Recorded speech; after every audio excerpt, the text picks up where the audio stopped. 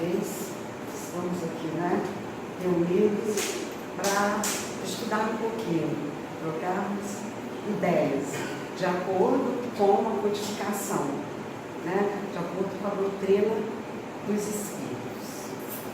Hoje nós vamos falar sobre Sócrates e Platão, que foram dois filósofos gregos e que são considerados, e foram considerados por Allan Kardec, precursores da ideia cristã e da doutrina dos Espíritos. Se vocês quiserem ler sobre esse assunto, é só pegar o Evangelho segundo o Espiritismo, na introdução, item 4, tá? Mas se ler a introdução do Evangelho é muito importante. Muitas vezes a gente pega um livro e não lê a introdução daquele livro. Já começamos no capítulo. Mas vocês deveriam ler essa introdução toda, não só do item 4, porque item 4 é que fala sobre Sócrates e Platão. Mas toda a introdução é muito interessante. Fala como Kardec fez para escrever, decodificar a doutrina dos Espíritos, através da concordância, da universalidade, entrando em acordo com as ideias que surgiram em várias partes do mundo, não só lá onde ele estava, em Paris, através das mesas girantes. Então é muito importante. Aí fala desses antecessores de Jesus e da doutrina dos Espíritos. Tanto Sócrates como Platão, eles são os precursores. Mas lá para o final, e no Evangelho tem, vocês vão achar, tem lá, todos os itens da doutrina que Sócrates e Platão escreveram e a doutrina dos Espíritos. E os itens batem um com o outro. Daí eles serem esses antecessores, esses precursores da doutrina. E Allan Kardec mesmo que fala assim, considera esses precursores da doutrina. Bate. Todos aqueles itens, são 23 itens, se não me engano. Bate os itens de Sócrates com os da doutrina espírita. Isso que há quase 500 anos antes de Cristo, né? Quase mais ou menos 500 anos antes de Cristo. E a doutrina dos Espíritos foi codificada em 1857, foi quando ele publicou o primeiro livro dos Espíritos. Olha quanto tempo, né? O espaço, mais de 2.000 anos, 2 milênios, entre uma doutrina e a doutrina dos Espíritos. Abre as portas do Espírito à luz do amor, para que o amor te auxilie a entender a linguagem da vida. Lá atrás, há mais ou menos 500 anos, já se falava no amor. Né? Porque o conhecimento sem amor não é suficiente. Nós podemos ter muito conhecimento, mas se nós não associarmos ao conhecimento o sentimento de amor a Deus, de amor ao próximo, esse conhecimento fica um pouco perdido. Porque a pessoa pode ser inteligentíssima, mas se ela não tiver esse sentimento aflorado por si mesmo e pelo próximo, aquele conhecimento de que vai servir? Né? Se torna um conhecimento morto. Porque sabe muito, mas não pratica, mas não divulga o que sabe, mas não reconhece, não colabora com o outro, com aquelas pessoas que estão bem próximas de nós.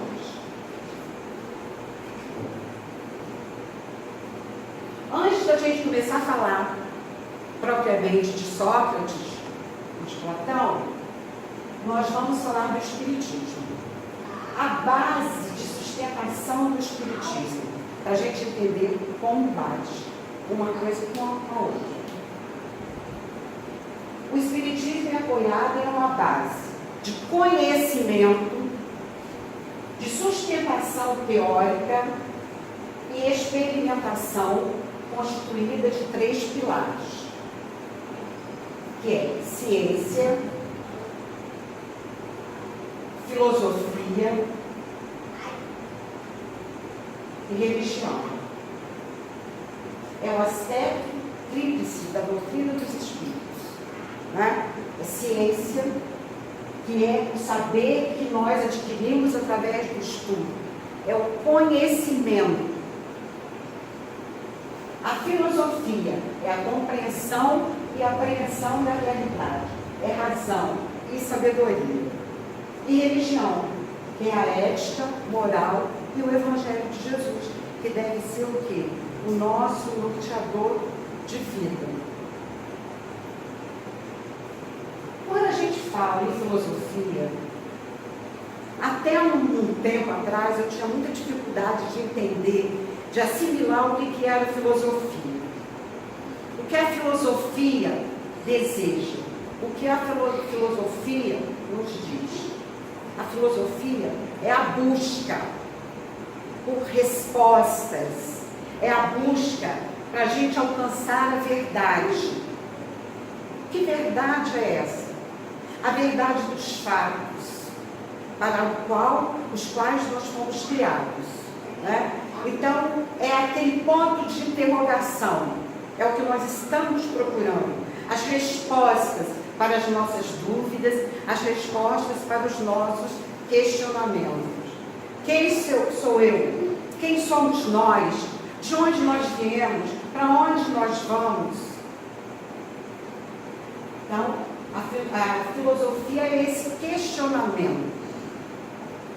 A ciência vem para comprovar os fatos, porque os fatos precisam ser comprovados, principalmente os fatos espíritas, os fenômenos espíritas. Aí a ciência vem para comprovar, e Kardec fez, através da observação, das experiências que ele fez, ele comprovou os fatos, os fenômenos espíritas que aconteceram na época, que começaram com as mesas girantes, né? Então, ele foi um homem muito inteligente, começou a observar, porque o que é matéria inerte não se movimenta. Se está se movimentando, é porque tem alguma força inteligente por trás de tudo isso aí, né? E a religião é a nossa conexão com Deus, com o mundo dos espíritos, é o nosso bom comportamento, é a nossa ética, é a gente saber fazer da melhor maneira possível. São os valores morais que nós precisamos adquirir. Eu posso ter muitos conhecimentos, mas se eu não tenho os valores morais, eu não vou chegar a lugar nenhum. Eu posso ser um ótimo profissional, uma ótima profissional, mas se eu não tiver os valores morais e éticos, eu não vou conseguir praticar, realizar o meu trabalho, aquela minha tarefa, usar o meu conhecimento.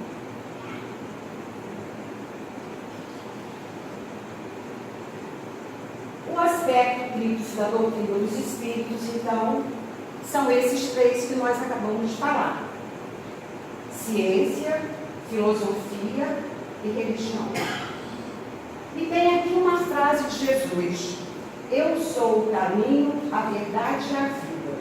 Ninguém vai ao Pai senão por mim. Né? Jesus, João, capítulo 14, versículo 16. Eu sou o caminho, a verdade e a vida. Jesus é o caminho que nos leva aqui ao conhecimento. É a ciência. E ciência é o conhecimento. Busca da verdade. Não é? Nós estamos buscando a verdade. O que é essa busca da verdade? Essa busca da verdade é a filosofia. E a iluminação, o amor, o consolo na nossa vida.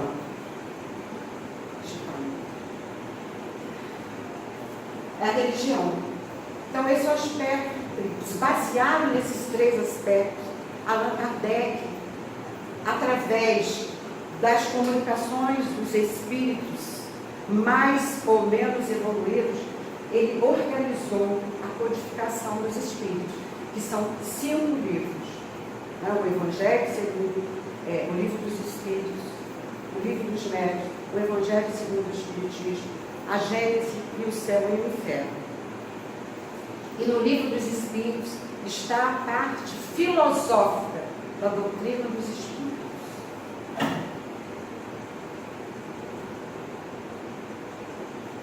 A separação dos pilares da doutrina espírita, ciência, filosofia e religião, esses 3 segmentos é mais didático do que prático, pois seus fundamentos se interpenetram e interagem entre si. Não dá para nós separarmos ciência, aqui ciência, aqui filosofia, aqui religião. Eles se interpenetram. Então, não dá. Nós sabemos o que é a ciência, o que é a filosofia, o que é a religião. Mas esses 3 pilares, eles necessitam caminhar juntos. Nós temos ali a ciência, através das pesquisas, a religião, através do Evangelho de Jesus, e a filosofia, através dos pensadores, dos filósofos.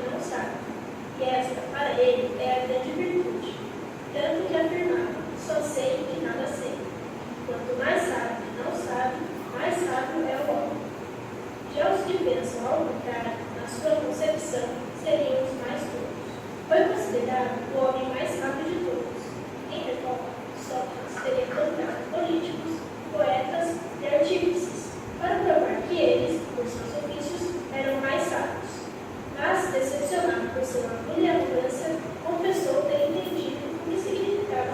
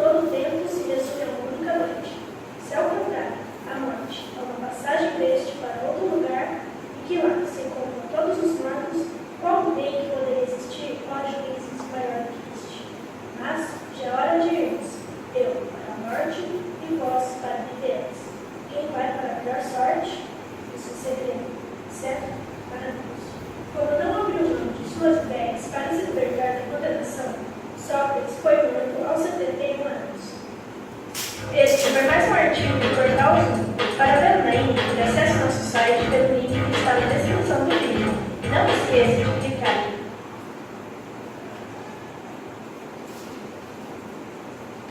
Esse vídeo sobre Sócrates, ele é um vídeo bem interessante, não é?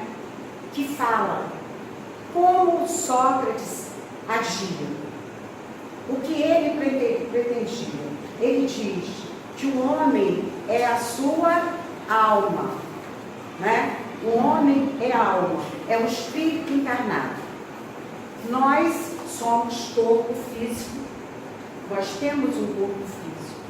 E esse corpo físico é habitado pela nossa alma, que antes era o espírito, mas ao habitar o corpo físico, nós passa a se chamar alma. Então nós somos a nossa alma. E ele disse isso, como a mãe dele era parteira e fazia partos, e ele às vezes acompanhava a mãe dele num desses procedimentos, ele começou a observar que a mãe dele trazia a luz, trazia a vida, um ser. E ele pensou que ele também poderia trazer para a vida muitos seres de forma diferente. Como? Como que ele ia trazer à luz esses seres? Milhares de seres. Através do quê? Através do conhecimento. Porque ali ele fala a palavra maiêutica. Maiêutica quer dizer parteira. E como ele quis resolver ser o quê? O parteiro das ideias. Só fazia parto de homens. Porque naquela época as mulheres não tinham direito a esse conhecimento, a esse estudo. Ainda mais da maneira que era feito.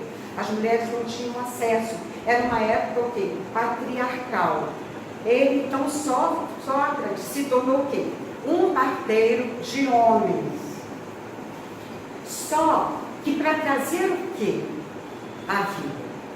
Fazer com que cada homem que estivesse estudando com ele pudesse colocar para fora o conhecimento, descobrir o conhecimento que ele tinha ali guardado nele.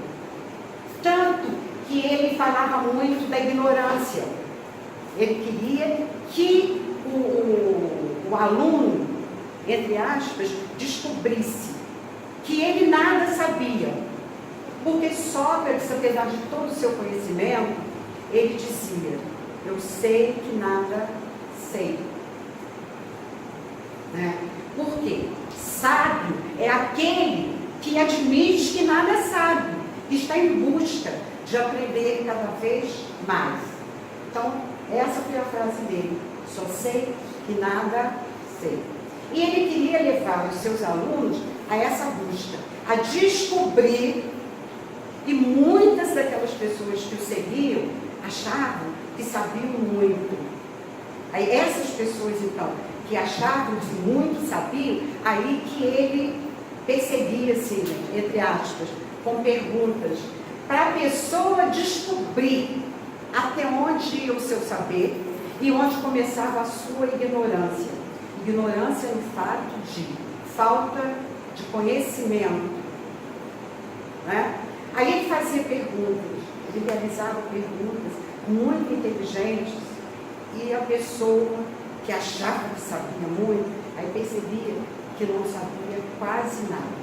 Porque aquele que sabe realmente muitas coisas, ele não tem essa arrogância de achar que sabe.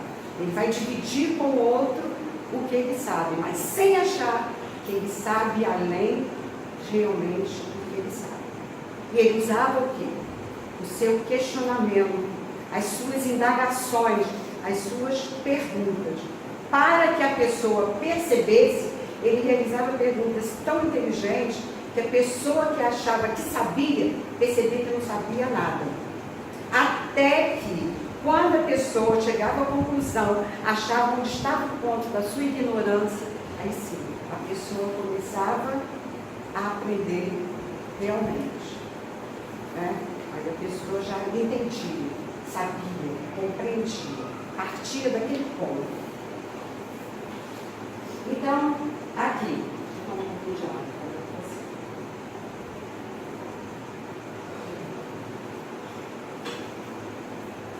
Então, gente, começando aqui.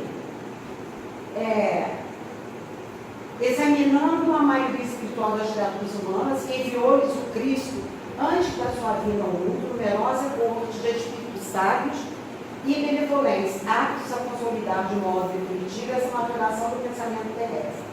Né? Porque nós sabemos que Jesus fez parte da construção do planeta Terra. Jesus e outros espíritos tão evoluídos quanto Jesus, uma corte, um grupo de espíritos e que fizeram parte da construção do planeta Terra. Né? Mas tudo tem que ter uma evolução, lenta ou não, há uma evolução.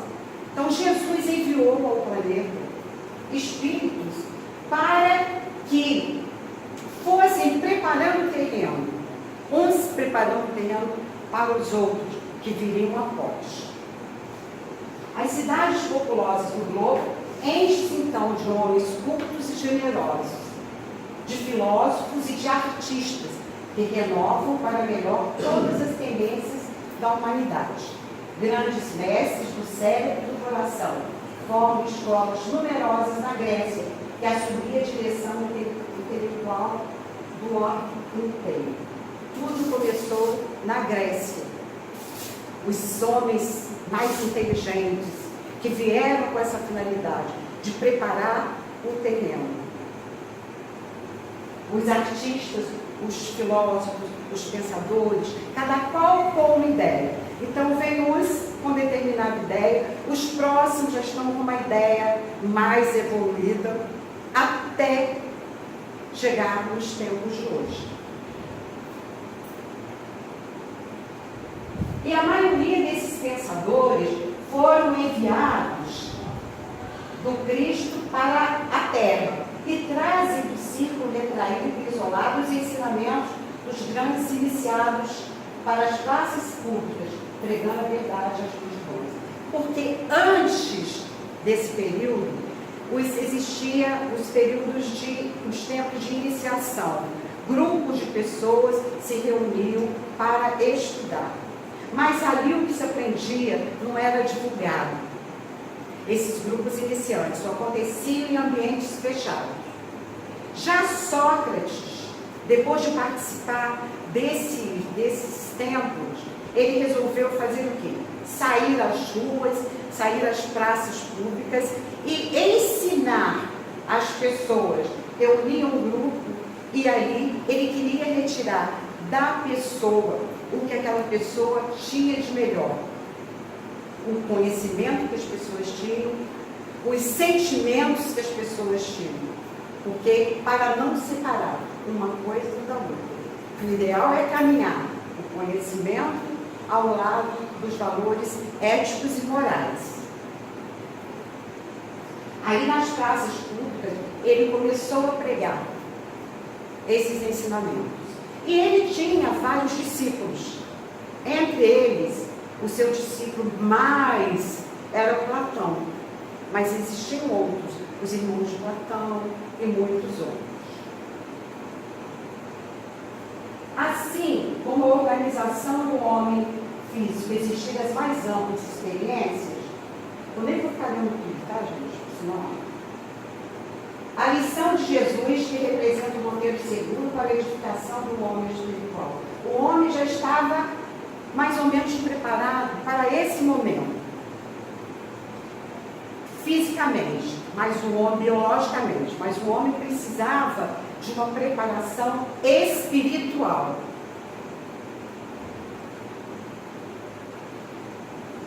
Por essa razão que observamos, pelos 5 séculos anteriores à vinda do modelo, da vida de Jesus, uma aglomeração de inúmeras escolas políticas, religiosas e filosóficas dos mais diversos matizes começaram a surgir em todos os ambientes do mundo. Mas a Grécia foi o berço de tudo isso. dos maiores, dos grandes pensadores, dos grandes filósofos. Muitas teorias científicas que provocam sensacionalismo nos nossos dias, como inovações ultramodernas, foram conhecidas da Grécia, em cujos mestres têm os legítimos fundamentos. Lá atrás, não é?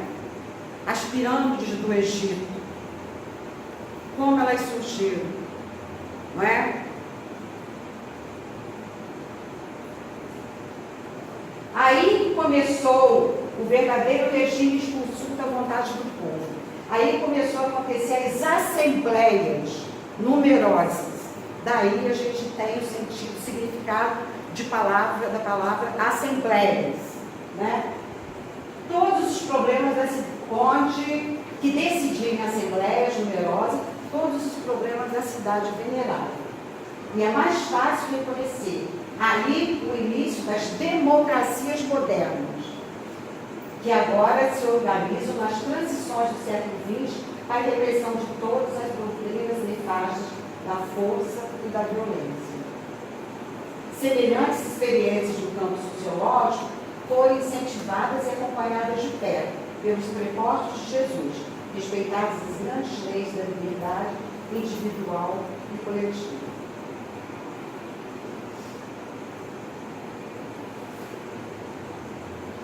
O que Jesus fez?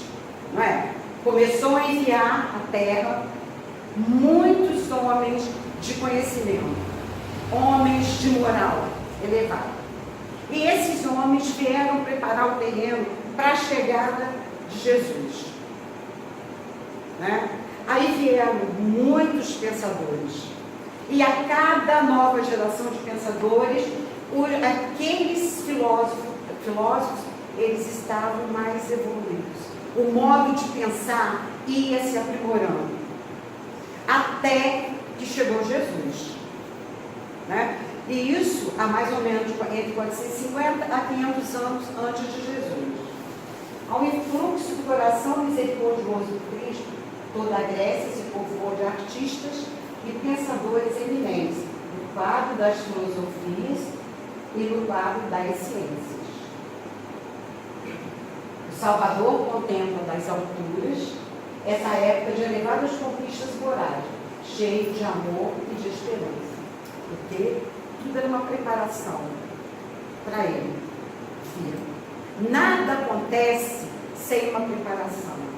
Tudo para a chegada de um espírito altamente evoluído como Jesus, que fez parte da criação do planeta Terra. Muitos outros espíritos vieram para preparar o terreno, para que tudo ficasse mais fácil para Jesus poder realizar, para que aquele povo estivesse mais em condições de compreender o ensinamento de Jesus, que foi todo o ensinamento de amor.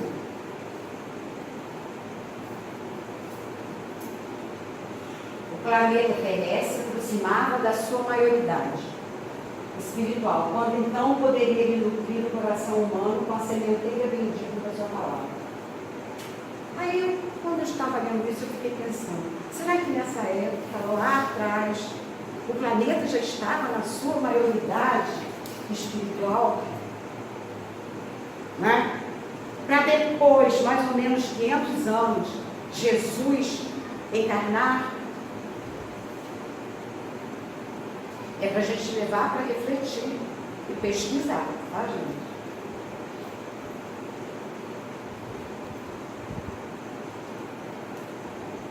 Aí ele viu, então, esse também tem nome de vários pensadores. Aí vem a extraordinária personalidade de Sócrates, no intuito de realizar o coroamento do esforço decidido de tantos mensageiros que vieram antes dele. É por isso que, de todas as grandes figuras daqueles tempos longínquos, somos compelidos a destacar Sócrates na Atenas antiga. E nas pesquisas que eu fiz, as escolas, as faculdades, todas usam os ensinamentos de Sócrates. que ele chama, que é chamado de maiêutica.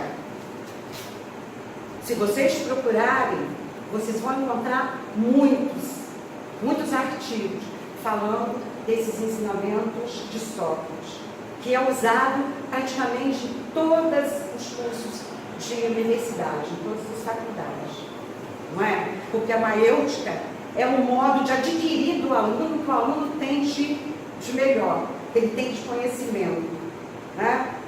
Eu poderia aplicar a maiêutica aqui, se tivesse tempo, organizar e tirar de vocês o que vocês têm de melhor. E vocês tirarem de mim o que eu tenho de melhor. Provar a ignorância de cada um. E depois tirar os preconceitos e chegar aos conceitos propriamente ditos. Era isso que Sócrates fazia. Ele chegava, as pessoas já tinham os chamados pré-conceitos. Ele questionava as pessoas de tal modo, com perguntas muitas vezes simples, e a pessoa chegava no seu ponto da ignorância, e dali chegava ao conceito verdadeiro daquela questão, de determinada questão.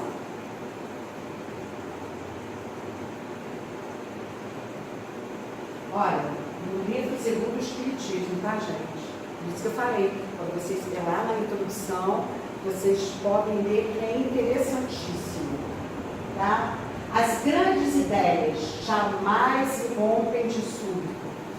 Para Kardec, Allan Kardec, chegar no ano de 1850 e poucos, né? 57, quando publicou o primeiro livro dos Espíritos, para chegar àquela codificação do livro dos Espíritos, de toda a codificação, que levou mais ou menos 10 anos, dos 5 livros, para chegar àquele momento, e hoje nós estamos numa casa espírita, falando da doutrina dos Espíritos, Kardec precisou de tudo isso anterior. Esses filósofos, pensadores, antes de Jesus, depois a chegada de Jesus, depois de Jesus, outros filósofos, outros pensadores, outras personalidades dedicadas, para chegar ao ponto de Allan Kardec conseguir coordenar todas as informações e escrever a codificação dos Espíritos. Escrever a codificação, chegar nessa codificação. Porque nada é rápido, nada é de um momento para o outro. Tudo é de degrau em degrau, de pouco a pouco. E nesses intervalos, entre Jesus e entre Allan Kardec, muitos surgiram ali, pregando a não violência, né? Principalmente a não violência. E todas as pessoas que levam algo novo, elas são taxadas de quê? De loucos. E provavelmente são condenadas à morte. Não é? Sócrates foi assassinado. Não é? Jesus foi assassinado. Nas chamadas assembleias, que nós falamos aqui agora. Gandhi foi assassinado. Por quê? Pregava a não violência, pregava o amor. Mandela ficou preso durante quantos anos? Não lembro quantos anos, mas muito tempo.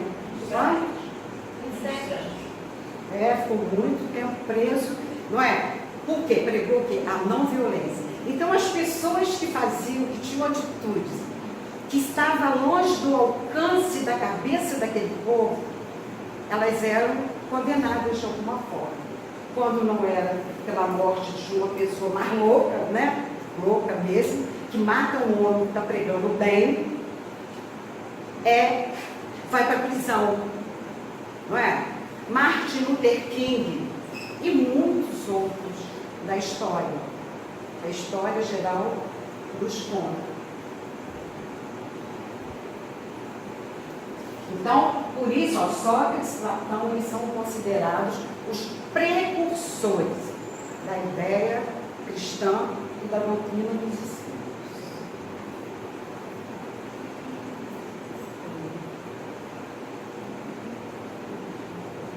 Ele era filho de uma parteira.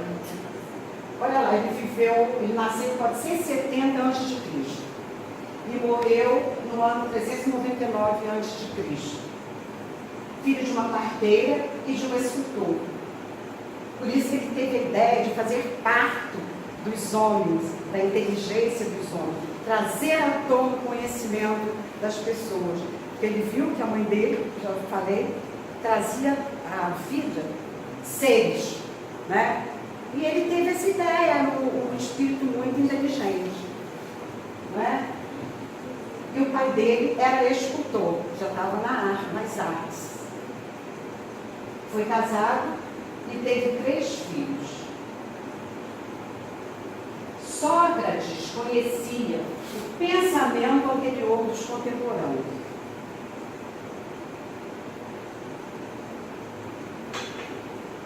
Vocês devem aproveitar uma hora de tempo, não estiver fazendo nada, pega o celular e pesquisem, leiam, porque é importante. Tá? Ele conhecia o pensamento anterior daqueles outros pensadores que vieram antes dele. Muitos vieram antes dele. E interessava-se pela conversa em locais públicos. Fazia muitas andanças, conversando em praças, nas praças e mercados. E participou do movimento de renovação da cultura e foi um educador popular. Se ele chegasse aqui, não é? Ele ia querer tirar de nós o que nós temos de melhor. Mostrar para nós a nossa ignorância. Porque ele, com todo conhecimento, ele dizia que ele não sabia. Só sei que não sei.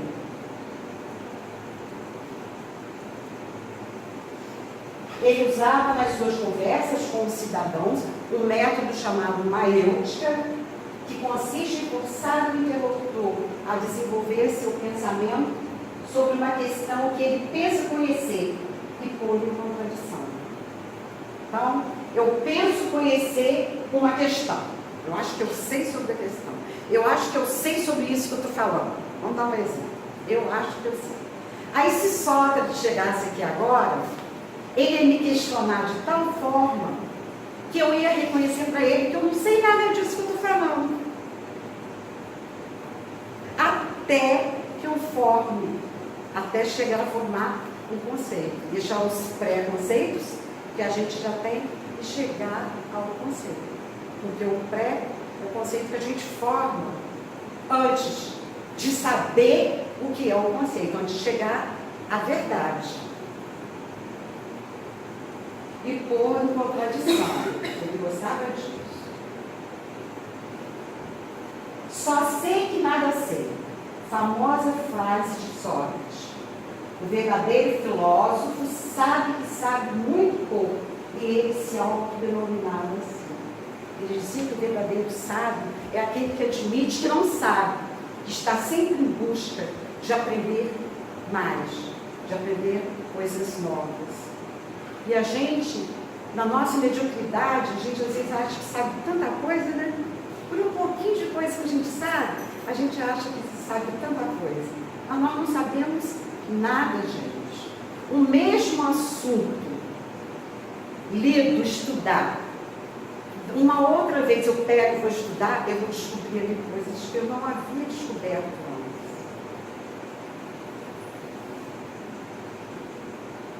Para Sócrates, a sabedoria dependia do conhecimento e do controle dos seus próprios limites, o reconhecimento da sua própria ignorância. Ignorância de não saber. Né? Defendia que existem valores e virtudes permanentes e que precisavam ser conhecidos para serem seguidos para o bem de Deus. Ele acreditava assim, que nós nascemos com todos esses valores, nós nascemos com todos esses valores e todas as virtudes. Era só retirar desse aluno, só fazer com que essas pessoas deixassem fluir essas pessoas descobrissem que tem isso em si e deixar fluir. Muitas vezes a gente acha que sabe muito e não sabe nada, e outras vezes a gente acha que não sabe nada e sabe realmente algumas coisas. Era isso que ele queria. Fazer com que as pessoas descobrissem os seus valores e as suas virtudes. Ele acreditava que o professor tinha que retirar do aluno. O professor não vai ensinar nada ao aluno. Ele vai retirar do aluno o que o aluno já tem. E que nós, nas escolas, de modo geral, fazemos diferente. Nós queremos impor o quê? Conhecimento para o aluno. Tem aquele conteúdo, aquele roteiro, aquelas apostilas, tudo pronto. Mas agir como Sócrates agia nas salas de aula é muito difícil. É quase impossível.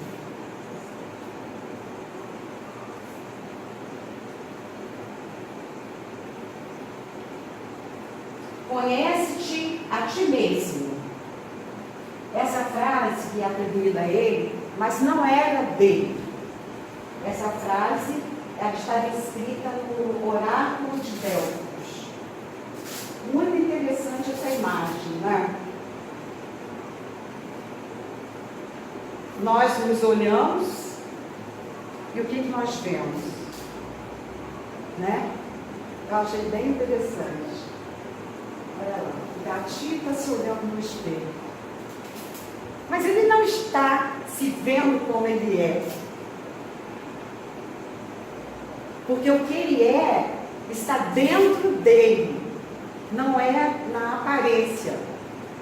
Então ele se olha e ele, quantas vezes a gente se olha no espelho, a gente se vê menor, a gente se menospreza ou a gente se vê maior, a gente se eleva, não é?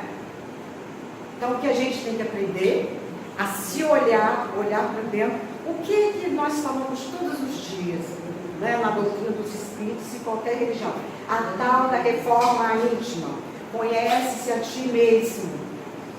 Não é? É a busca, a nossa busca. A gente se olhar e descobrir quem somos nós. Se eu sou um gato, eu não posso me ver como um animal dos meus sonhos.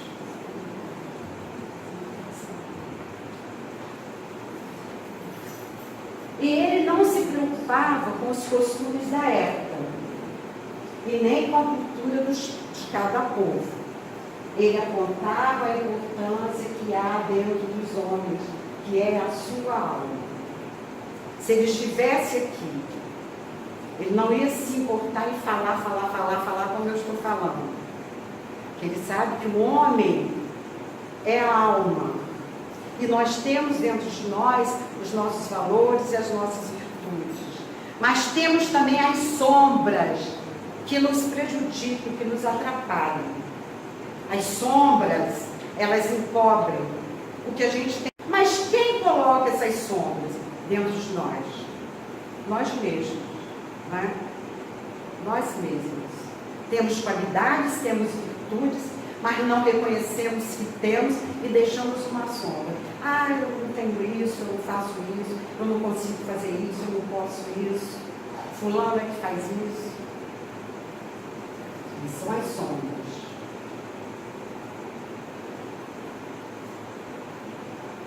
Aos 70 e tantos anos, ele foi condenado à morte, embora inocente. Ele foi condenado à morte porque ele foi considerado subversivo. Ele estava levando os jovens a agir, incentivando os jovens a agirem de forma diferente. Realmente ele ensinava de uma maneira diferente, mas para descobrir. Mas ele não agitava as multidões, não agitava o povo. Os políticos da época é que achavam que ele estava fazendo isso, agitando as multidões. E daí, por isso ele foi preso e foi condenado à morte. E enquanto aguardava no cárcere no dia da execução, os seus amigos moviam céus e terra para o preservar da morte. O filósofo, porém, não moveu um dedo para esse fim. Com perfeita tranquilidade e paz de espírito, aguardou o dia que ia beber o veneno mortífero. Porque nesse período se tomava cicuta. O condenado tinha que tomar a cicuta.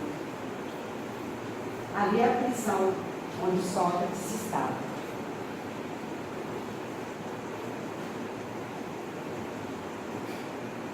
Aqui tem um diálogo bem interessante. Na véspera da execução de Sócrates, um discípulo dele, Críton, que era o mais ardente dos discípulos, foi falar com ele e disse: foge depressa, Sócrates. Fugir por quê? Ele perguntou. Olha, não sabe se amanhã eu te vou matar? Matar-me? A mim? Ninguém me pode matar. Sim, amanhã terás de beber a taça de cicuta mortal, insistiu Críton. Vamos, mestre, foge depressa para escapares à morte. Porque Críton tinha conseguido que alguém deixasse a porta aberta para ele poder fugir. Meu caro Críton, respondeu o condenado, que mau filósofo és tu. Pensar que um pouco de veneno possa dar cabo de mim? Depois, puxando com os dedos a pele da mão, Sócrates perguntou: Críton, acha que isso aqui é Sócrates? E batendo com o punho no osso do crânio, acrescentou: achas que isso é Sócrates? Pois é isto que eles vão matar, este invólucro material. Mas não a mim, eu sou a minha alma. Ninguém pode matar Sócrates. Porque nós somos um espírito encarnado. Nós somos alma. Podem matar o nosso corpo, mas não a nossa alma, que vai continuar viva em outros lugares, em outros mundos. E ficou sentado na cadeia aberta, enquanto Críton se retirava chorando, sem compreender o que ele considerava teimosia ou estranho idealismo do mestre. No dia seguinte, ele bebeu o veneno, e quando já estava perdendo a sensibilidade, o discípulo pergunta para ele: Sócrates, onde queres que te enterremos? E ele responde: já te disse, amigo, ninguém pode enterrar Sócrates. Quanto a esse invólucro, enterrai onde quiser. Não sou eu sou a minha alma. Então, ele acreditava nisso e ele tinha tamanha convicção disso. Um homem, um espírito muito evoluído, muito dedicado, muito determinado. E assim expirou esse homem. Aí ele morreu, ele foi envenenado, e descobriu o segredo da felicidade que nem a morte lhe pôde roubar. Conhecia-se a si mesmo, o seu verdadeiro eu, divino, eterno, imortal. E nós? Será que nós nos conhecemos? Será que nós estamos nos esforçando para nos conhecer? Será que nós admitimos que nada sabemos? É para a gente pensar. Será que nós estamos nos colocando sempre numa situação mais elevada? Ou numa situação mais rebaixada? Será que nós achamos que o outro é sempre capaz de fazer muito mais coisas do que nós? Porque ele tem um temperamento diferente, ele tem atitudes diferentes, porque ele pensa diferente? Será que é assim? Será que nós nos amamos como seres espirituais, como almas que não morrem. Muitas vezes não. Nós não nos amamos. A gente diz, eu me amo, mas nós não nos amamos. Quantas coisas nós fazemos para nos prejudicar? Todos nós, sem exceção, e não nos damos conta disso. Quando nós ficamos com raiva, quando nós sofremos pelos problemas de alguém, quando nós não respeitamos o outro, quando nós não nos respeitamos, quando nós não nos valorizamos, ou quando nós nos valorizamos mais do que o outro, quando nós achamos que nós estamos com tudo, ou quando nós achamos que não estamos com nada, tem que existir o quê? Um meio termo.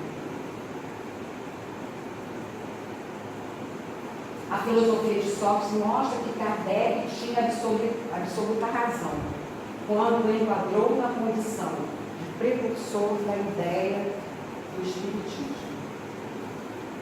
Kardec diz que a base da doutrina espírita não é a manifestação mediúnica. Sempre nós falamos isso aqui. A base da doutrina espírita não são as manifestações mediúnicas. A força da doutrina é justamente a força da sua filosofia, a força do seu apelo à razão. É da nossa busca para nos tornarmos seres melhores. É a nossa melhoria individual e a nossa colaboração para a melhoria coletiva. Não adianta eu me melhorar e não colaborar para a melhoria de quem está perto de mim. Nós somos responsáveis por tudo que existe em nós e pelo que deixamos de fazer em relação aos outros. Até divulgar um conhecimento que nós temos e que o outro ainda não tem, ou vice-versa.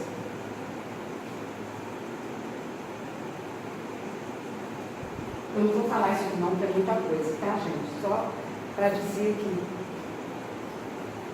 a doutrina espírita é criada por Sócrates e Platão. Só que Sócrates, como Jesus, não escreveu nada. Quem escreveu foi Platão. Platão que escreveu. Aí há muitos pesquisadores que ficam na dúvida. Será que Platão escreveu tudo da forma certa? Ou Platão escreveu da forma que ele viu Sócrates? E pode ser duas interpretações. Realmente, como tudo aconteceu, ou a maneira que Platão via Sócrates. Então nós temos ali os itens da doutrina de Sócrates e Platão e da doutrina espírita. Vamos ver só a primeira. Aí vocês procuram o livro do Evangelho que tem lá. Deus, inteligente, onipresente, onisciente, invisível ao homem. A existência do mundo é a prova de sua existência, segundo Sócrates e Platão. E a doutrina espírita? Inteligência suprema, causa primária de todas as coisas, eterno, imutável, material e outros atributos. Falaram a mesma coisa, com palavras diferentes, né? E são 20, se não me engano, são 23 itens. São 23 itens. Alma, participa da natureza divina, é dado por Deus ao homem e a vida não depende do corpo, mas da alma.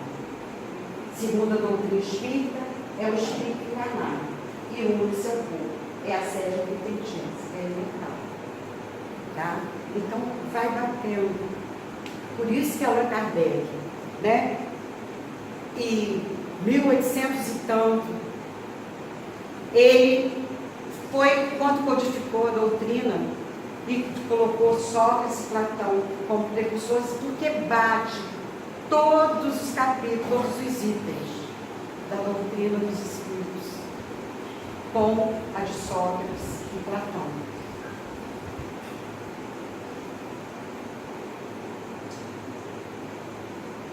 Olha, tem outros, é muita coisa, não vou ler não, tá vendo?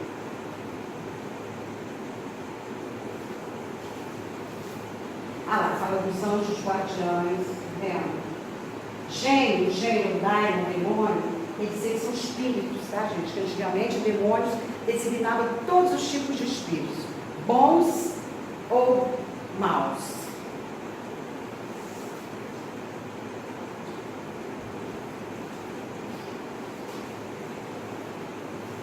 Fala da justiça, dos frutos, pelos frutos que se conhece a árvore, e bate direitinho. É muito grande. Aproveitem a hora que tiverem um tempinho e leiam. E para a gente concluir, tá? Para a gente concluir, que a parte sobre Platão não deu para a gente falar, mas durante o estudo nós falamos um pouco sobre Platão. E tem um mito da caverna. Platão escreveu um livro chamado A República. Falava da política e da sociedade da época, dividido em vários capítulos. E tem um dos capítulos que se chama O Mito da Caverna. Se vocês tiverem a oportunidade de ler, leiam, porque é super interessante, né? Chamado Mito da Caverna, ou Parábola da Caverna, ou Alegoria da Caverna. Fala, ele escreve, Platão escreve, falando, fazendo um diálogo entre Sócrates, ele escreveu, depois que Sócrates morreu, diálogo entre Sócrates e outros discípulos, tá? Falando de quê?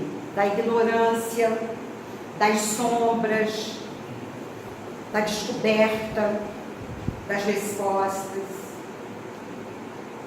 tá? Então vamos ver aí.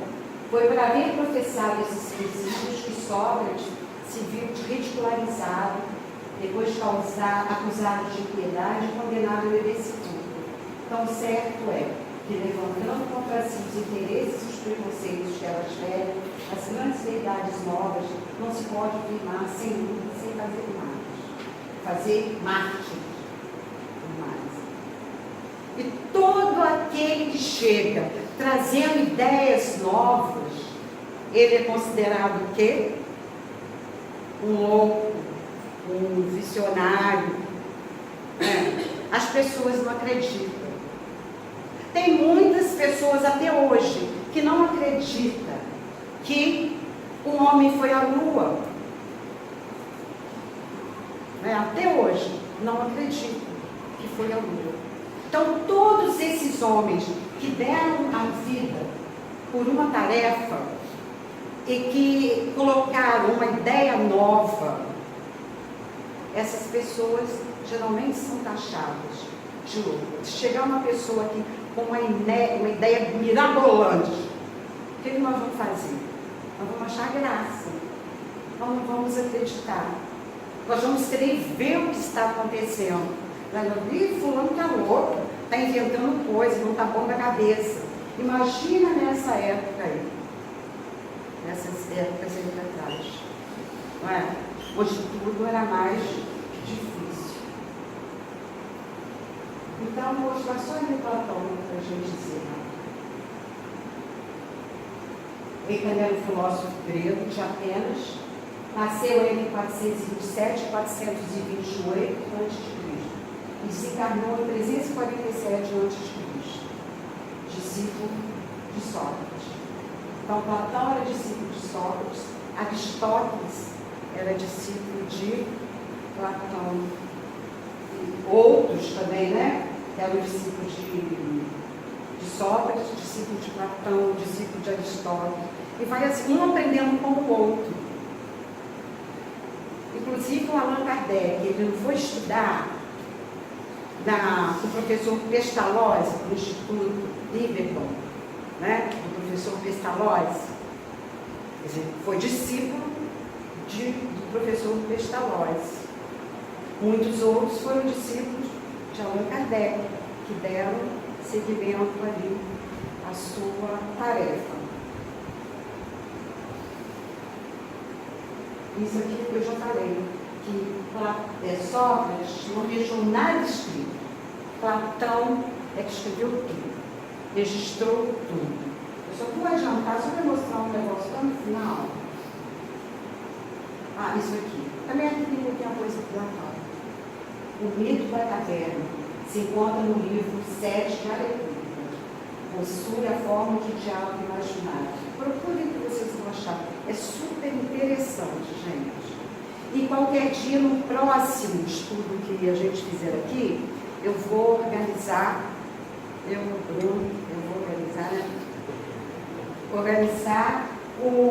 nós vamos estudar o mito da caverna.